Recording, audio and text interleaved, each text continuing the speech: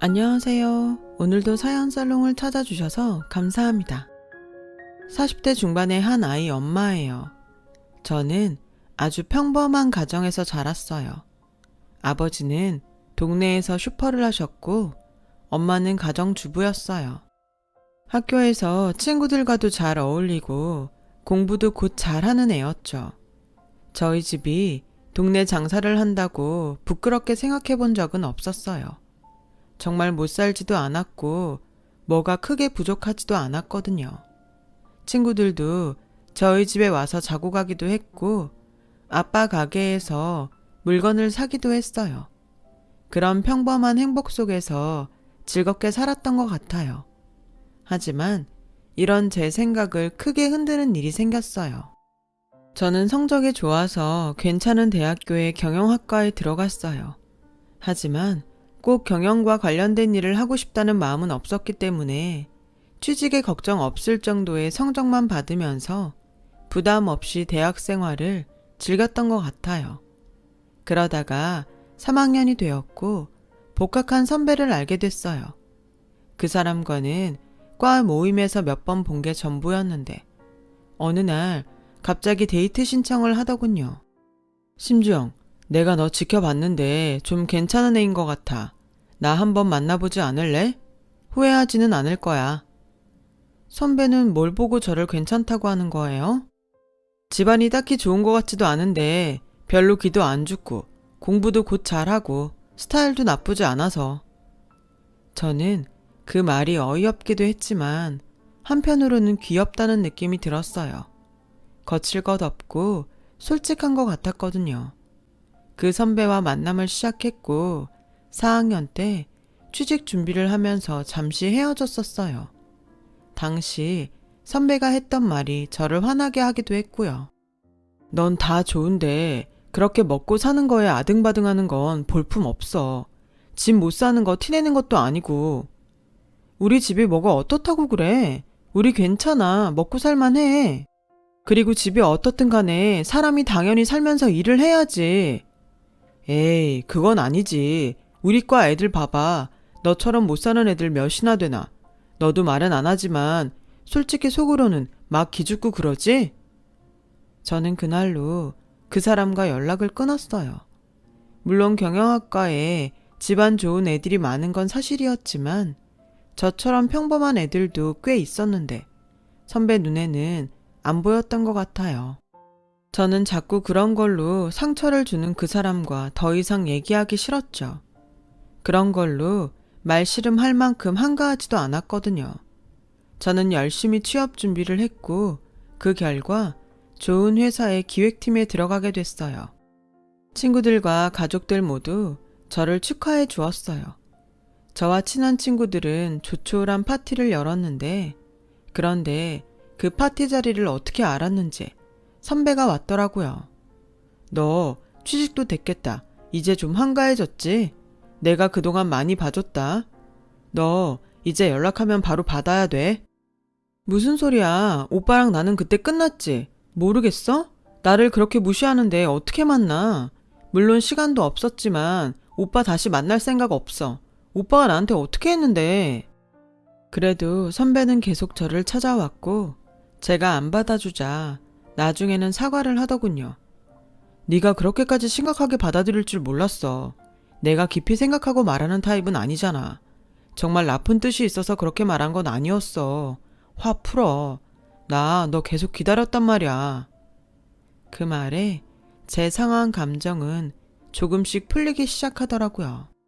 선배 말처럼 저를 좋아하는 마음이 크니까 지금까지 기다렸겠다 싶어서 다시 만나게 됐어요. 그렇게 졸업식을 하게 됐고 저는 본격적으로 회사에 다니게 됐죠. 그 사람은 미국 유학 시험 준비를 한다고 학원에 다니며 공부를 계속했어요. 저는 회사 업무에 대해 배울 게 많아서 한동안 제때 퇴근을 못하고 일에만 매달렸어요. 자연히 그 사람을 만나지 못하고 지나갈 때가 많았죠. 그러자 그 사람은 화를 내기 시작하더라고요. 너는 그렇게 일이 좋아? 어떻게 일주일에 하루도 나 만날 시간이 없어? 그러고도 네가 내 여자친구야? 지금은 어쩔 수 없어. 난 신입이고 일 배울 것도 많단 말이야. 시간을 내기 싫은 게 아니라 못 내는 거라고. 라며 설득을 했지만 그 사람은 이해를 못했어요. 그러더니 아예 퇴근 시간부터 회사 앞에 와서 기다리기 시작하더군요. 저는 이게 다 저를 너무 좋아해서 그러는 거라고 생각했죠. 이야기 끝에 일주일에 한 번은 꼭 시간을 내기로 약속했어요. 또 저 때문에 회사 앞까지 오느라 공부에 지장이 가는 것도 싫었고요. 그렇게 만나면서도 저는 막연하게 어쩌면 이 남자가 미국에 가면 헤어질 수도 있다는 생각을 하고 있었어요. 저는 여기서 회사도 다녀야 했고 제 생활이 있었으니까요. 그런데 그 사람은 당연히 제가 같이 미국에 간다고 여기더라고요. 저는 미국에 같이 갈 생각이 없다고 했고요. 그게 무슨 말도 안 되는 소리야. 아니면 내가 널 왜 만나? 너는 정말 이상하다. 그럼 나랑 헤어질 생각을 하고 만난다는 거야? 그거야. 오빠가 미국에 가게 되면 당연히 나랑은 헤어지지 않을까? 그런 마음은 갖고 있다는 거지. 솔직히 미래는 어떻게 될지 모르잖아. 아니야. 당연히 같이 가야지. 너 그렇게 생각했다니 정말 섭섭하다. 그때부터 정말 고민에 빠지게 됐어요. 제 생활을 포기하고 미국에 가는 게 맞는 건가 싶었죠. 친구들 생각은 반반으로 나뉘었어요. 거기 가서 나도 같이 공부를 하면 된다는 의견도 있었고, 확신이 없으면 안 가는 게 낫다고 하는 사람들도 있었어요. 부모님은 제가 미국에 갔으면 좋겠다고 하셨어요. 특히 엄마는 그게 저한테 더 좋은 길이라고 생각하셨고요. 네가 몰라서 그러는데 외국에 가서 살다 오는 게 굉장히 큰 이득이라고 하더라. 너 학교 다닐 때도 어학연수 한번 못 갔는데 얼마나 좋은 기회니? 엄마는 네가 여기서 고생하며 회사 다니는 것보다 세상에 나가서 더 많이 보고 편하게 살았으면 좋겠다. 라며 적극적으로 그 남자와의 결혼을 미셨어요.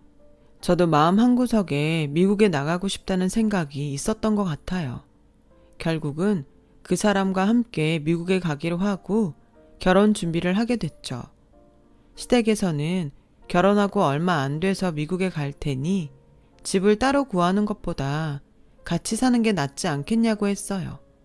시어머니는 상냥해 보이셨지만 어딘가 기가 세 보여서 저는 같이 사는 건 영 마음에 내키지 않았어요. 오빠, 나는 다 좋은데 시댁에서 같이 사는 건 정말 자신 없어. 그리고 미국 가기 전까지는 회사도 다닐 건데 내 마음이 편했으면 좋겠어. 그 정도는 들어줄 수 있잖아. 라고 고집을 했고 결국 저의 뜻대로 작은 집을 구하게 됐어요.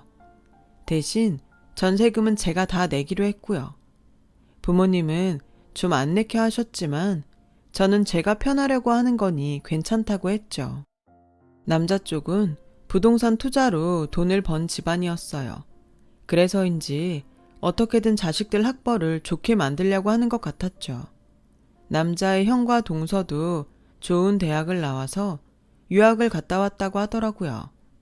시어머니는 저도 학벌이 괜찮다며 마음에 들어 하셨어요. 하지만 저희 친정에 대해서는 대놓고 무시하는 말을 많이 하시더라고요. 신혼여행을 마치고 인사하러 간 날도 시어머니는 혹시라도 친정에 뭐 퍼갈 생각하지 마라. 나는 너 하나 보고 이 결혼 허락한 거지 니네 친정 인정한 적 없다. 니네 친정에도 여기서 한 푼도 못 나가니까 그렇게 하려고 해. 어머니, 저희 친정이 왜 시댁 돈을 달라고 하겠어요. 그럴 일 절대 없어요. 저희 집도 먹고 살 만큼 돈 있고요. 라고 하자 시어머니부터 시아버지, 남편까지 다 피식 웃더군요. 네가 번 돈도 일절 안 된다. 너는 어떻게 생각할지 모르지만 일단 결혼을 했으니 남의 식구 아니냐? 그럼 너한테 뭘 바라면 안 되지.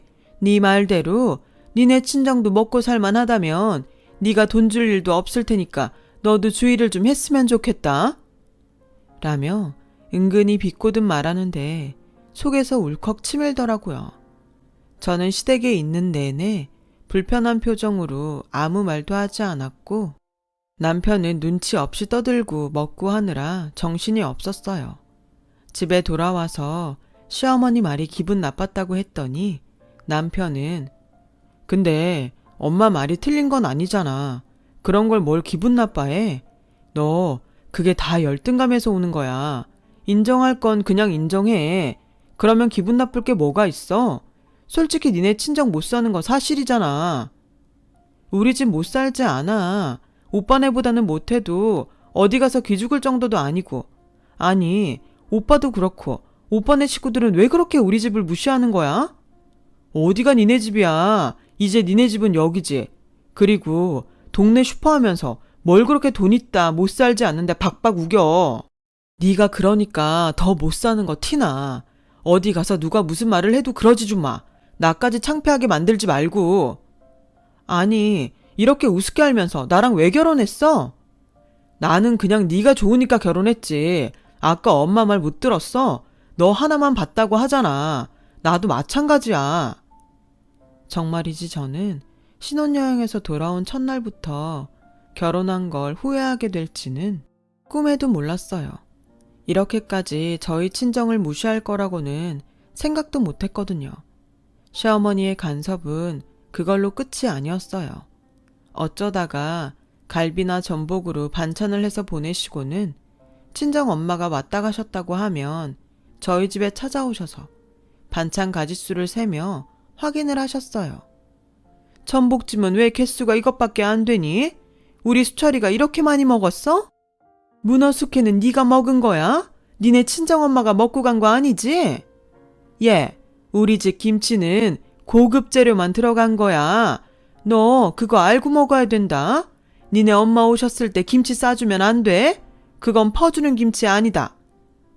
저는 듣다 못해서 결국 한마디 했어요. 어머니, 맛있고 건강에 좋은 음식 갖다 주시는 건 감사한데 이제 저희가 알아서 해 먹을게요. 마음만 받을게요. 너 회사 다니면서 무슨 음식을 한다고 그래? 청소하는 것도 힘들어 한다면서. 혹시 음식이 입에 안 맞니? 그런 거 아니에요. 힘들어도 저희끼리 해야지 미국 가서도 잘 적응하죠. 라고 하자 시어머니는 못마땅한 표정을 지으면서도 알았다고 하셨어요. 그런데 남편이 공부를 하고 집에 와서 제게 화를 내더라고요. 너는 무슨 인생이 고난 극복하는 게 목표야? 왜 요리를 우리가 직접 해? 네 솜씨로는 어림도 없는 음식 해다 주시면 감사합니다를 100번 해도 모자랄 텐데 우리끼리 해먹는다고 가져오지 말라고 했다며. 왜 나한테는 물어보지도 않고 그런 걸 결정해? 음식 갖다 주셔놓고 간섭이 너무 심하시잖아. 친정 엄마만 왔다 가시면 쫓아오셔서 반찬이 얼마나 남았는지 확인하고. 솔직히 그러는 건 너무하는 거 아니야? 너무 자존심 상해서 말 안 했는데 그렇게까지 하면서 어머니가 갖다 주시는 거 먹고 싶지 않아. 그럼 나는 뭘 먹어? 우리 엄마는 좋은 재료로 만든 거니까 신경 쓰여서 그런 건데 뭘 또 그렇게 예민하게 반응해? 이래서 수준이 맞는 사람들끼리 살아야 된다고 그렇게 말하나 보네. 지금 말 다 했어? 자꾸 수준 하는데 그러는 오빠네 집은 뭐 그렇게 대단한 수준이라고 그래? 그냥 부동산 투기 잘해서 돈 좀 모은 것밖에 없잖아. 뭐? 투기라고 했어 지금? 너 여태까지 우리 부모님을 그런 식으로밖에 생각 안 한 거야? 하도 우리 집 보고 뭐라고 하니까 하는 소리야. 뭐 그렇게 잘났냐고. 저와 남편은 그날 크게 싸웠고 저희 두 사람은 각자 다른 방에서 자고 며칠 동안 서로 한마디도 하지 않았어요. 그러다가 남편 생일이 다가와서 생일 파티 준비를 하며 남편과 다시 말을 하게 됐어요. 결혼하고 처음 맞는 생일인데 그래도 기분 좋게 해주고 싶었죠. 남편이 전부터 갖고 싶어 했던 시계를 선물로 준비하고 평소 좋아하는 음식들을 직접 만들기로 했어요. 하지만 제가 요리를 많이 해보지 않아서 서툰 점이 많았죠. 친정엄마는 전화로 제가 음식 준비를 하는데 힘들다고 하는 얘기를 듣더니 와서 도와주겠다고 하셨어요. 괜찮아 엄마. 우리가 갈 때마다 엄마가 얼마나 음식을 많이 해주는데 뭘 여기까지 와서 해준다고 해. 너무 힘들어. 나야말로 괜찮아. 사위 생일상을 장모가 안 해주면 누가 하니? 라고 하시며 생일 전날부터 오셔서 음식 준비를 도와주셨어요.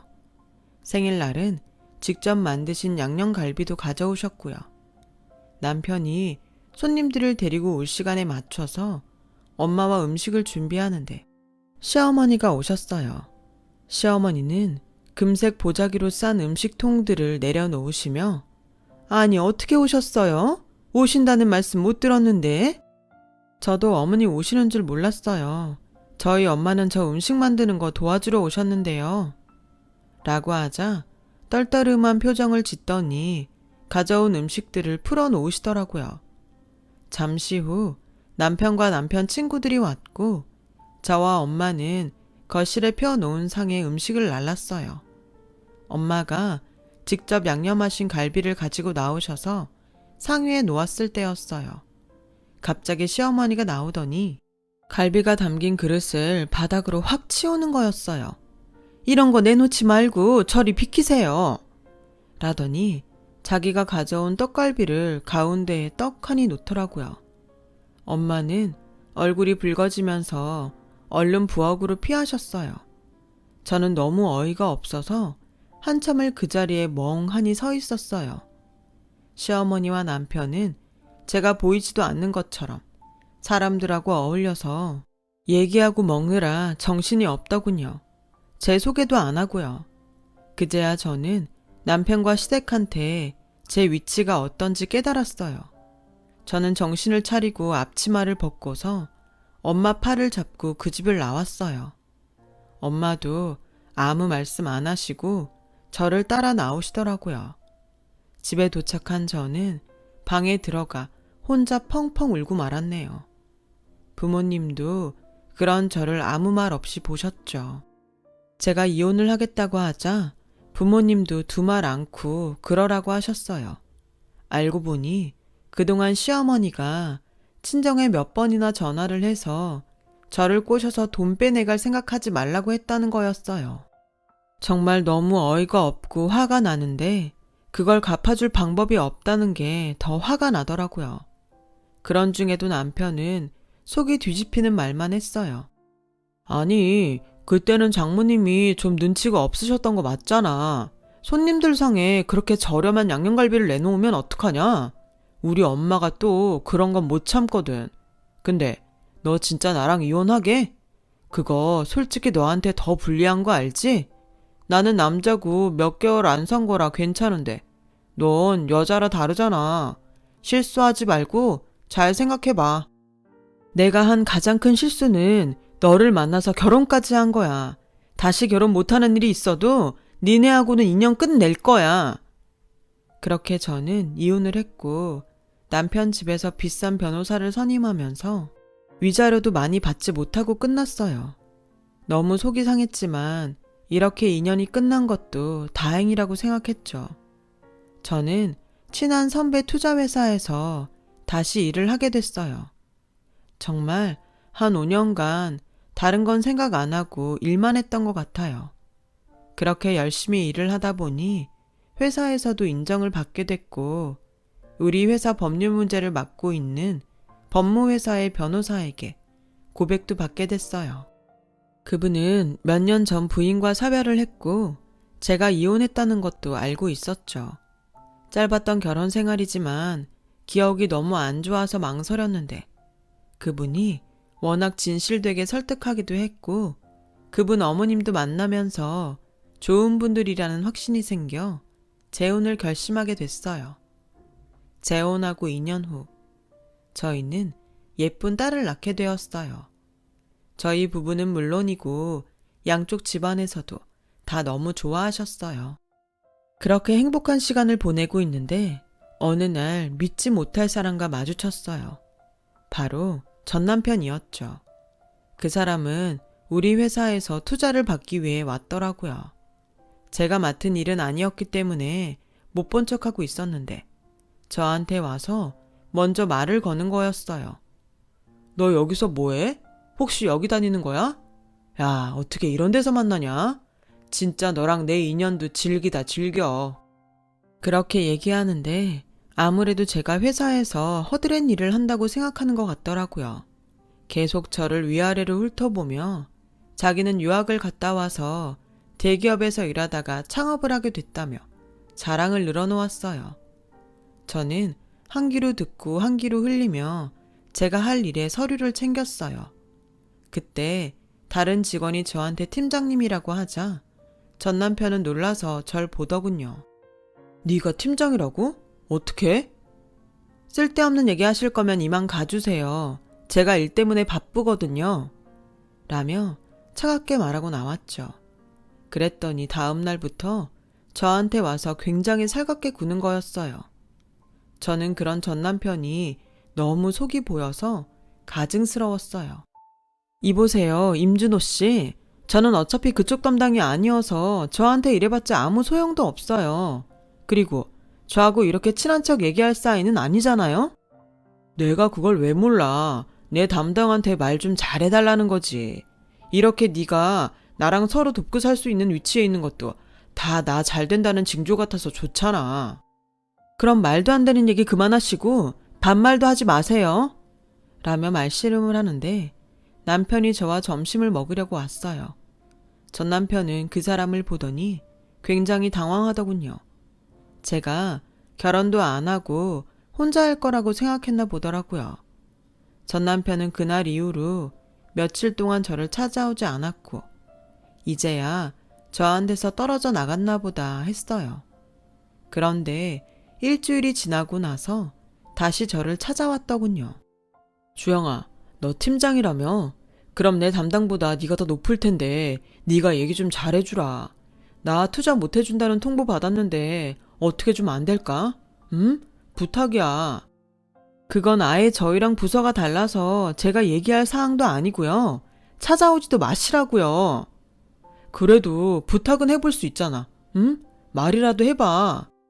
그 돈 많은 부모님한테 자금 좀 대달라고 하시지. 왜 저한테 이렇게 매달리세요? 그렇게 수준 높은 척 하시더니 수준 낮은 저한테 왜 이러시는지 모르겠네요. 그렇게 예전 일 갖고 비꼬지만 말고 난 심각하단 말이야. 어떻게 한 사람 인생이 달린 일 가지고 이런 식으로 얘기할 수 있어? 한 사람 인생이 달린 일? 너 말 잘했다. 너는 내 인생, 내 가족을 어떤 취급했는데 니네 엄마는 또 어떻고 돈밖에 없는 집안이 고상한 척하면서 사람 사이에 계급 있는 것처럼 그렇게 차별하고 먹는 거 가지고 치사하게 굴어놓고는 뭐?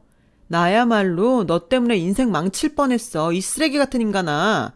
넌 나한테 그런 말할 자격 없어. 라며 뿌리쳤어요. 원래 자기만 생각하는 사람이라는 건 알고 있었지만 이 정도로 뻔뻔할 줄은 몰랐어요. 그런데 더 가관인 건 퇴근길에 회사 앞에서 시어머니가 기다리고 있는 거였어요. 시어머니는 저를 보자마자 무조건 팔을 잡더니 어디 가서 얘기 좀 하자고 하더군요. 이거 놓으세요. 저는 할 얘기 없어요. 혹시라도 네가 우리 준호 투자 못 받게 한 거면 지금이라도 마음 돌리라고.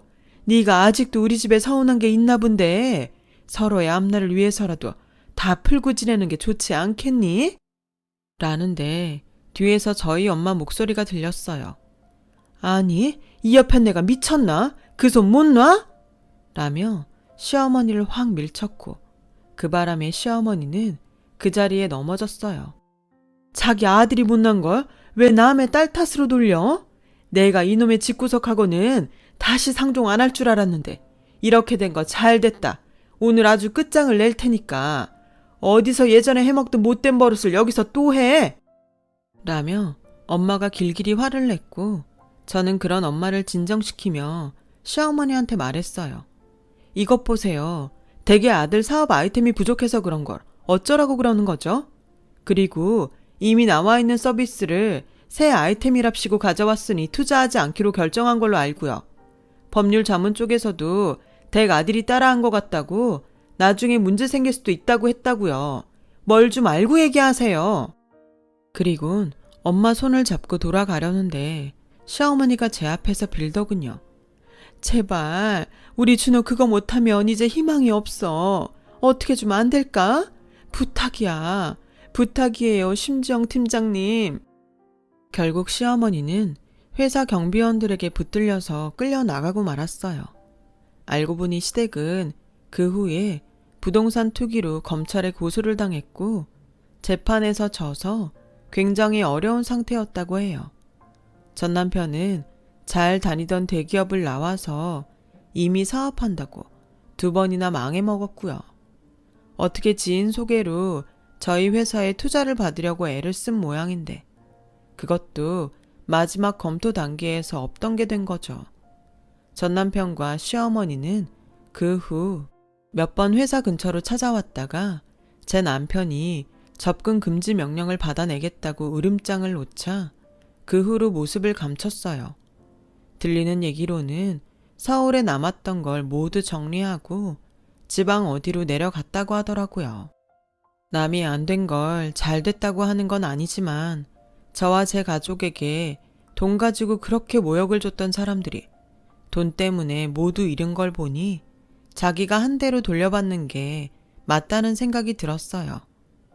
저는 그렇게 살지 말아야겠다고 한 번 더 결심하게 됐죠. 그 일이 있은 지도 벌써 5, 6년쯤 전이네요. 저는 제 남편과 잘 살고 있고요. 지금은 회사를 관두고 딸아이 교육에 더 신경 쓰고 있어요. 친정 부모님들도 잘 계시고요. 이런 시간을 보내려고 젊을 때 그 고생을 한 건가 싶습니다. 제 얘기는 여기까지예요. 들어주신 모든 분들 감사드리고요. 다들 행복하시고 건강하길 빌게요. 좋은 하루 되세요. 여러분, 사연 댓글에 응원과 현명한 조언 부탁드려요. 좋아요와 구독은 저에게 큰 힘이 됩니다. 오늘도 좋은 일 가득하세요.